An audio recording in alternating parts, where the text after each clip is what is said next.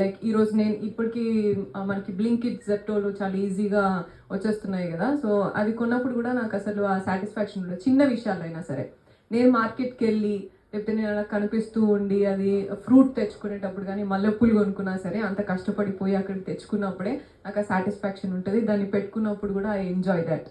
So in the same way easy మనీకి అలవాటు పడవద్దు.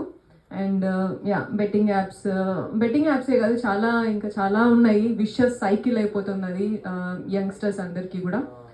So definitely you should be away from this అని చెప్పేసి చెప్తాను నేనైతే. అండ్ కష్టపడి సంపాదించుకోవాలి, కష్టపడి ముందుకు రావాలి అంతే. మిమ్మల్ని ఎవరైనా అప్రోచ్ అయ్యారా ఇలాంటి వాటికి ఎప్పుడైనా ప్రమోట్ చేయమని? Yes, they keep on texting us. అందరికీ ఉంటుంది, ఇన్స్టాగ్రామ్ ఫాలోయింగ్ ఉన్న వాళ్ళందరికీ కూడా అది మెసేజెస్ వస్తూ ఉంటాయి.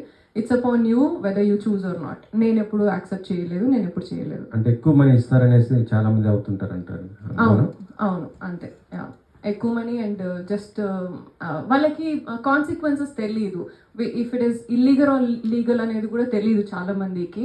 సో అట్లా చేస్తారు. నేను I'll be very choosy in my everything, every work and every single thing. నేను ఒక పోస్ట్ పెట్టాలన్నా నేను చాలా చూజీగా ఉంటా. So that is why I kept myself away from those things.